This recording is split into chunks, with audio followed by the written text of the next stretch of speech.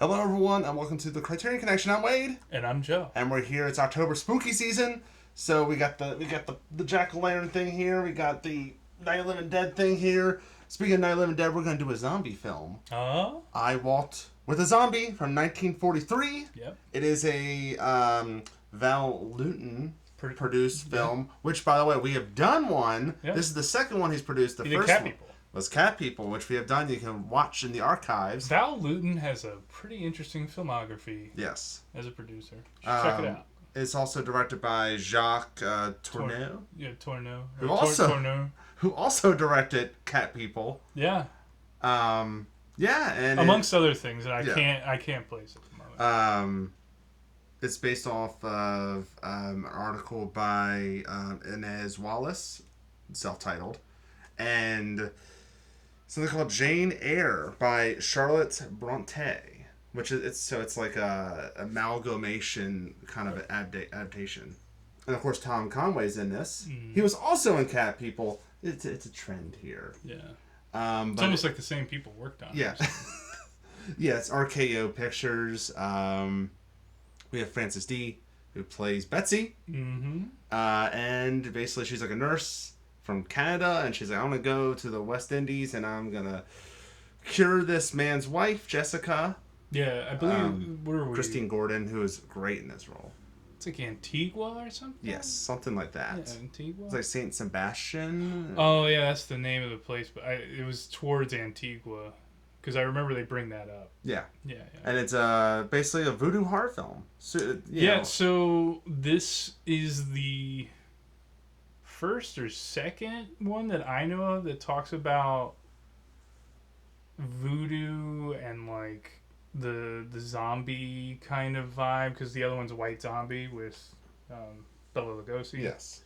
And then there's this one, which is far more respectful.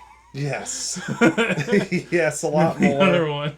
And has like themes of like, racism and slavery and stuff like that, and just general voodoo lore. It's not necessarily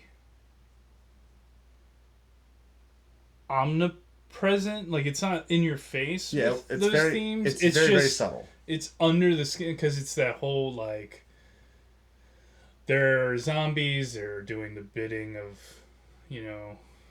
whoever's controlling them, and it has that air, and it's just that power dynamic, because this is like a Caribbean island, founded on slavery and the sugar trade. It touches on those things, but it's not necessarily the core of what's going on. It's a subtext that's in there that if you want to peel the onion back, it's there, but it's not like beating you over the head with it. Mm-hmm. And there's a lot of cool things happening, like Darby Jones as was it Carafew or Carafor or something like that. It's Carafor. He's really good in this role. Like, he's very spooky and eerie, and just like the makeup's pretty cool. Yeah. It's got nice atmosphere. Mm-hmm. It's got nice lighting. It's interesting. Like, I don't know if I call it a horror movie like everybody else does. But I get it, I guess. It's like a mystery, like sci-fi-ish. To me, it almost sounds like, at times it reminds me of almost like a Girl with a Dragon tattoo. Like, this nurse shows up and she ends up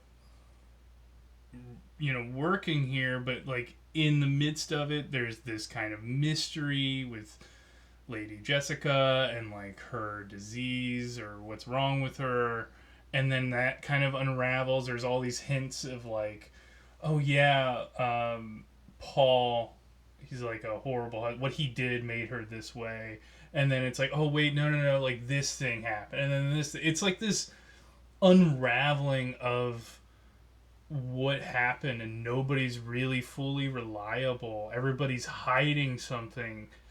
It's not like the same as in like, you know, she's an investigative reporter, but she's a nurse and she's naturally curious when she's trying to take care of this woman and kind of unraveling the mystery and even unraveling the mystery of her diagnosis and like how to treat it, you know, because at that one point where she goes, I'm going to take her to the voodoo priest and like have him perform a ritual to try and help her.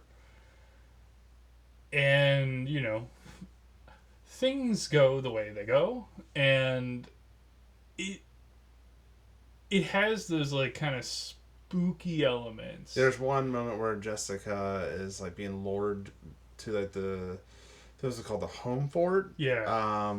There she's being led into by like some doll or effigy or something like that. She's like being led in. Like that's pretty cool. Yeah, I love I forgot the character's name, but he's the voodoo priest.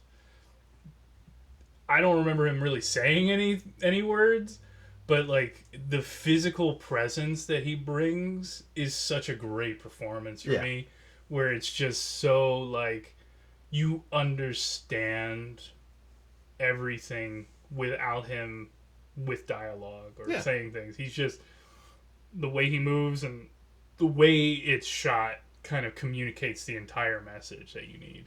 So, Joe, would you recommend the film to the general audience during the spooky season, or just in general, I guess? I think it's a fine movie. What did you watch it on? I found a copy and was able to... Because I think it's on Tubi. This is, too. I watched it on Tubi. But I think I tracked down a copy. And sometimes Tubi has not the greatest quality. I'm very curious on the restoration of this. Yeah. I'm just curious what you watched. Yeah, when you told me, like, I went and, like, tried to order a DVD. Okay. Yeah. But it's... I don't know if I wouldn't necessarily recommend it for, like, Halloween. Like, it wouldn't be the first one I would think of for a 31 Days of Halloween kind of thing. But it's fine. It's a good movie. I like the cat people more. I did too. For like that theme, yeah. But because like to me, it's just like it's a fine movie. It's just an interesting kind of mystery. It's almost like a Agatha Christie story. Yeah. I'd also recommend it. I guess Lucid. It's 100. It's like an hour and 9 minutes. It's like what? Yeah. It's not gonna eat up a lot of your day. Is it the greatest zombie film ever made? No, not really. I know this was like ranked really high in top zombie films. Yeah. I don't know if I would rank it really high. Yeah, but it's fine. It's totally harmless. I would say it's got nice atmosphere, nice lighting. I can't say amazing, but it has nice everything around it. And the performances too. Let us know in the comment section below what you think about the film. I know this is actually another Val Lewton film. It's actually a 2-pack with I Walked with a Zombie, The Seventh Victim. Should we start doing it? We have to do that one actually next at some point. Is there any other Val Lewton films that are produced by him that are on of the RKO Pictures era? Are they on Criterion that we don't know about? Let us know. Be sure to like, subscribe, and share. Follow us on Instagram, Condish Productions. Follow us on Letterboxd, Criterion Connection, so you can see what movies we watched and how many of you have seen on that list. So until next time, I'm Wade. And I'm still Joe. And we'll see you later.